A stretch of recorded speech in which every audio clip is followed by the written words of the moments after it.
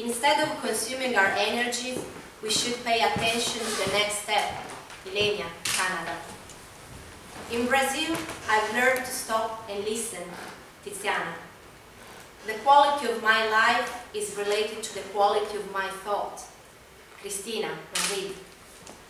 Everyone in Guatemala is able to recreate themselves 1,000 times, Imelda.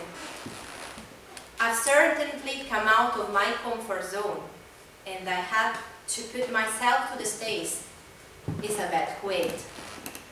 Transform the place you are surrounded by into a state of your soul. Stay open, Giada, Edinburgh. Strong sentences. They are words of hope, words of change, words of great vibration. My name is Giada, and I moved from Italy to Edinburgh 3 years ago. How many of you moved from abroad to Scotland? Everyone. How many Scottish people do we have? Or British people? 1, 2, 3, 3. Which countries did you move from? Italy, we know, Germany, Canada, and where else? India. India, Switzerland, Poland, Australia, New Zealand. I was born in Italy, but then I lived in New York, and now I'm back in Italy, and now I'm here. So you should come here as well. You're representing a woman moving abroad.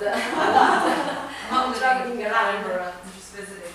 Just visiting, so you're temporary. But I'm abroad or back home in Italy. Exactly. In general, expats are considered those people who migrate temporarily to a place with intention in a later stage to come back home. However, in recent times, people that decide to move in order to find better conditions, to find better life, when they know that they can find these things abroad, they never come back home. And they stay where they move, or they move to a new country. So there is a great thirst of knowledge, a thirst of knowing more. Also because there was this nice words written by a poet, is living only one life, in one town only, one country only, one universe only, living only one world is prison, knowing only one language, one craft only, one castle only, one civilization only, knowing only one logic is prison. So this nice sentences, this nice poem was written by a poet born in Cameroon in 1952, who then moved to Rome, to Italy later on. His unpronounceable name, Giada. And he's perfectly right. It's such a pity to stay where you were born, unless, of course, you are compelled because of economical, political, or personal reasons, and not to go around and discover the most beautiful things that are in these planets. And it's such a pity not to cross borders. In fact, crossing borders was in the spirit of millions of Italians who moved abroad from Italy and crossed oceans, had very difficult journeys. From the end of the 19th century onwards, 2.5 million of Italians left Italy towards the big dreams, towards the States. And 500,000 only of them were women, so not a big number. Of course, then moving to the States, the majority of people just remained stopped in Britain just because it wasn't in between. And that's why nowadays we have 220,000 Italians in Britain, 30,000 more or less are in Scotland. But the female role at that age was not an active one. Women just had to follow their husband, to follow their families. So it was not their decision when they decided to leave their countries. Nowadays we know things have changed. And the female aspect, the general aspect of migration has become more complicated and more complex. People move because they want to change or find a work, because they want to study, because they want to find better conditions of life. They fall in love with a place, they fall in love with a person. So things are very, very different from before. And what happens when you move abroad? that the facade that met the needs of a primary environment is not reflected back at the same time under new circumstances, so it just falls down. And our need to feel like a part of a society when we reach a new place means that when we have new conditions, we can beat or join them. And if we decide to join them, then we immediately antagonize over whether we have to lose or take an aspect of what we are. Yes, please, you can come in. Sure. Absolutely, you're welcome. Yeah. And this inner dilemma is partially what represents a cultural identity crisis that at a certain point all the expats go through. So when we move abroad, our protection, our structure, our comfort zone that we have built to fit in, immediately doesn't mirror back at the same way, because in new country there are new cultures, new languages, new conditions, and also different new values. For example, what might be a value in a country might be not the same value in another one. Like, for example, an outgoing character must be great value, and for example, in Britain, reservation is considered a great value. If we think of our coming from Italy, from Mediterranean areas, our being very open, our moving our hands, our shaking our hands like a wave, our way of expressing ourselves sometimes may be considered rude. Also the fact that when we write, we use capital letters, and for us it's just, sorry, I've forgotten to change the letter and that's it, just typing. We didn't want to be unpolite. But there are different habits in countries, so there might be lots of misunderstanding for that. So this defense mechanism in this way has to live a challenge. But it can also be a great opportunity to move abroad, because it's an inner journey, it's the opportunity to become balanced, to become the whole. So I've become the owner of my time, was Francesca from Morocco saying. So this is a big thing. So what does this movement involve? For sure it's a cultural shock.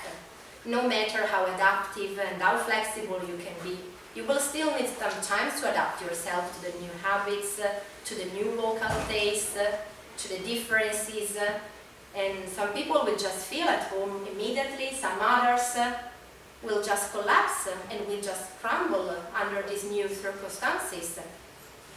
It may involve loneliness, because the majority of expats nowadays move on their own, so without their families, without their friends, and being on their own means that one day you can be sad, the following day you're just part of the country where you are, but you are on your own, so it's also a great opportunity for that.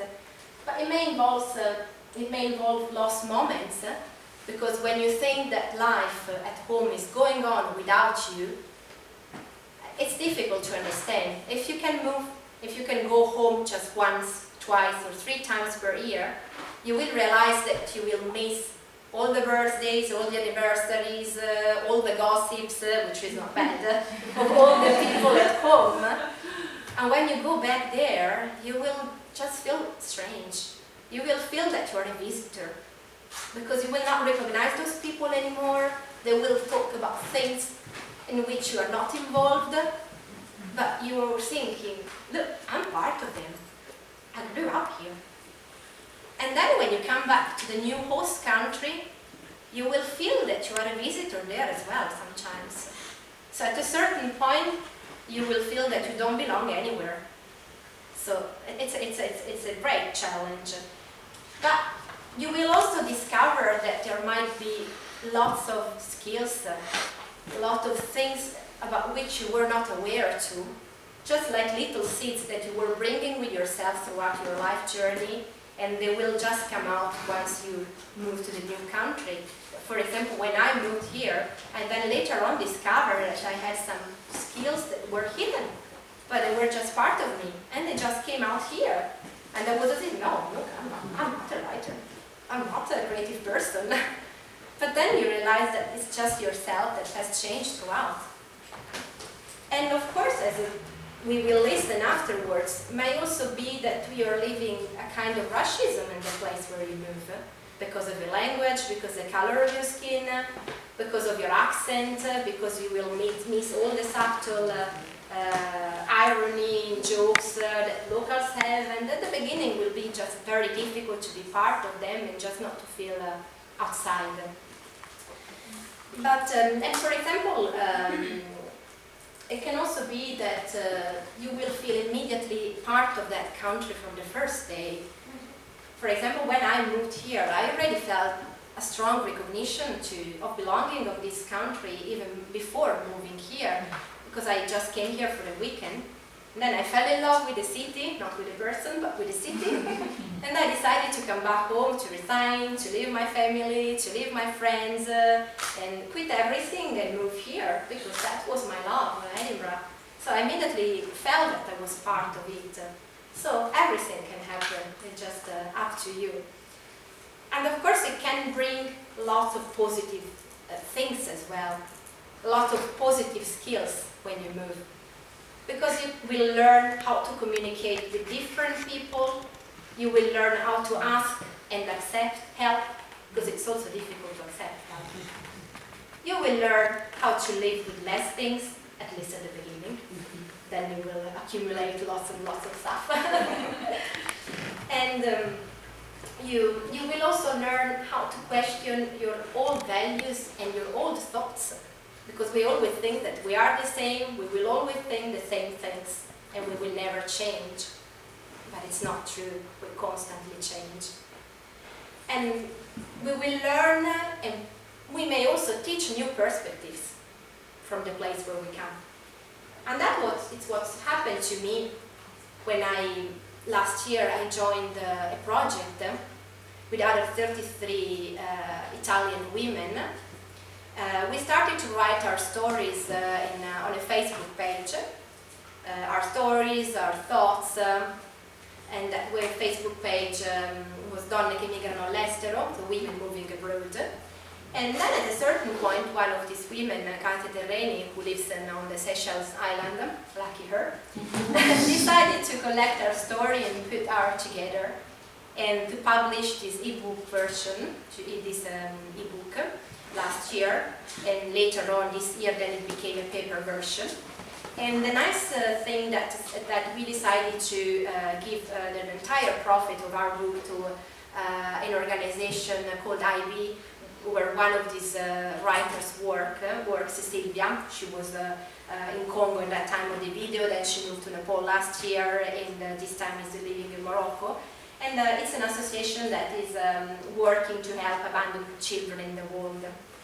And then, so that as it's so much need of help in this world, we decided this year to change the organization and to give our money to another Italian organization that endorses the global plan against women, on action of violence against women, and it's called DIRE.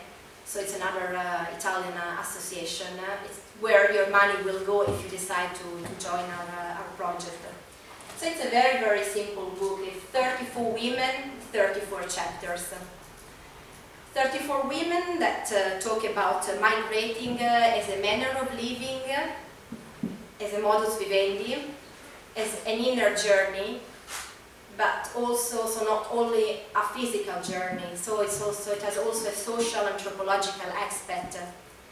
34 women that work, 34 women that love, 34 women that has a general high level of education and good knowledge of languages, even though in some countries it was completely useless, because there are some nice funny stories of some of those women living in China, living in New Zealand, and trying just to make some strange sounds to be able to pronounce those languages, because it was also difficult for their mouths to be able to say those sounds. 34 women that have accepted their life's challenge, and they have become very strong in their independence. 34 women that laugh at their misunderstanding with locals. 34 women that feel enriched and very grateful to their host country, even though for not all of them is a pleasant experience. Lots of them feel lonely, feel sad, feel difficulties on one day and just would like to quit and go back home. But then the following day, they just feel that it's something temporary, and so they are back on their feet and they go on with their choices. 34 women that perfectly understand that the perfect countries don't exist. So they accept the limits of the host country because they know that the new country is not perfect. But they use these limits to improve their lives. 34 women that accept the unpredictable, and from a private and from a collective point of view as well. Not 44, but some women that when they have become mothers accept that trying to educate a child and to grow up a child in a new country is extremely difficult because they have to transmit their origins, their roots. But these children are not connected to the original country, so it's a great responsibility. And so that initial video was about the colors and the emotions of those women. But as Emily Dickinson wrote that there is no frigate like a book to take us lands away. If you would like, Donatella and Eleonora would like to join me.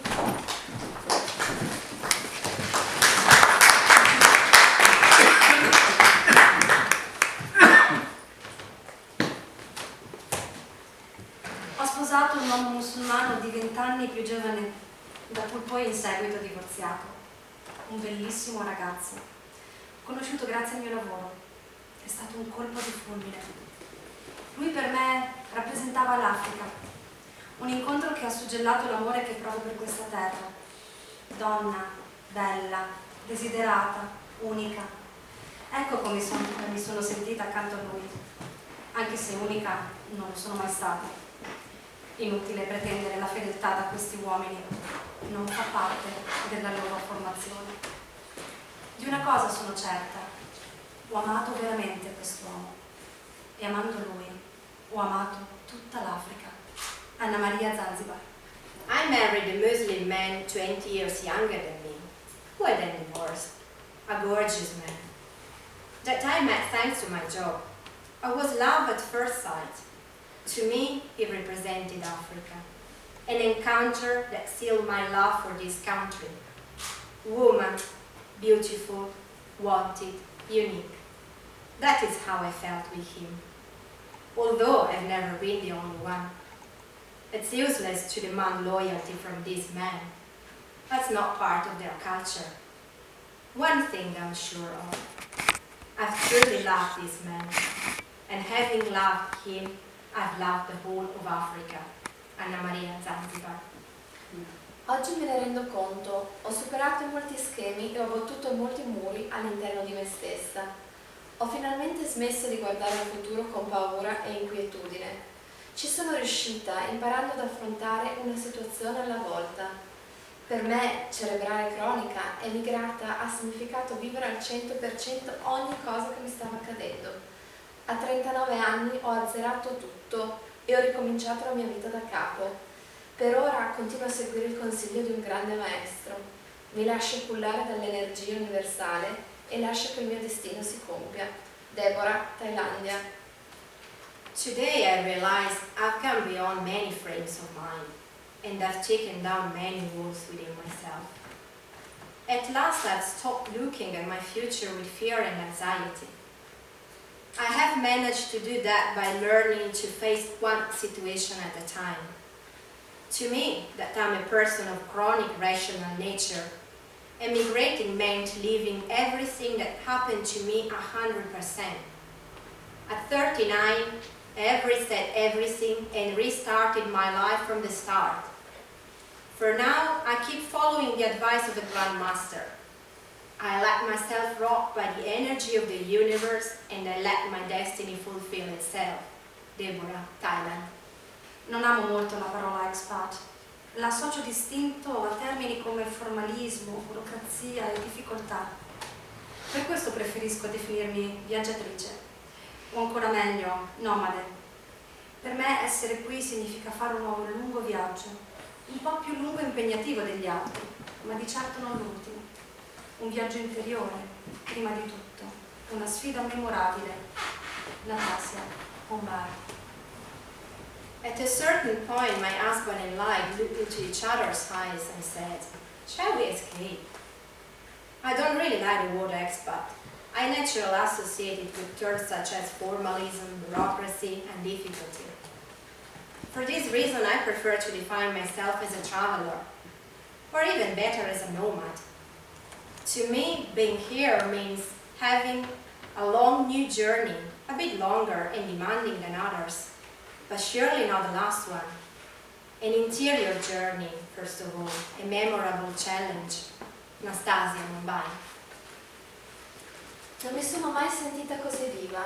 La gioia di costruire, le mille idee che ci tenevano svegli la notte, la paura che il nostro progetto non funzionasse, la tristezza di allontanarmi di casa, l'eccitazione del cambiamento. Da quando vivo in Marocco sono finalmente padrona del mio tempo. Non è un caso che le prime parole che abbiamo imparato in arabo siano ciovia ciovia, che significa piano piano, e mashi mushki, che significa nessun problema. Oggi riesco a dire a me stessa, se questa cosa non riesci a farla oggi, falla domani. Francesca e Sawira. I've never felt so alive. The joy of creating, the many ideas that kept us awake at night, the fear that our project would not work, the sadness of leaving home, the excitement of change. Since I lived in Morocco, I've finally become the owner of my time. It's not a coincidence that the first Arabic words we have learned are chovia, chovia, that means slow, slow, and mashi, mushki, that means no problem. Today I can tell myself, if you can't do one thing today, do it tomorrow. Francesca and Sawira. Qui l'arte è magia liberata dalla menzogna di essere verità. Una scritta dell'artista Nathan Coley appare ironicamente fuori dalla Modern Gallery. There will be no miracles here. È il monito di un re francese che nel XVII secolo vietò di credere alle superstizioni irrazionali. Io però preferisco prendere in prestito le parole di Coelho per parlare della mia Edinburgh. Il guerriero della luce crede. Poiché crede nei miracoli, i miracoli cominciano ad accadere. Poiché ha la certezza che il proprio pensiero possa cambiargli la vita, la sua vita comincia a cambiare. E la mia, da quando sono arrivata quassù, è magicamente cambiata. Giada, Edimburgo. Art is magic, freed from the lie of being truth. A piece of art by Nathan Coley ironically appears outside the Modern Gallery. There will be no miracles here. It is the wording of a French king who, in the 17th century, prohibited people from believing in irrational superstitions. However, I prefer to borrow the words of Coelho to describe my Edinburgh. The wearer of the light is a believer. As he believes in miracles, miracles begin to happen. As he is sure that his thoughts can change his life begins to change. And mine, since I come up here, has magically changed. Giada, Edinburgh.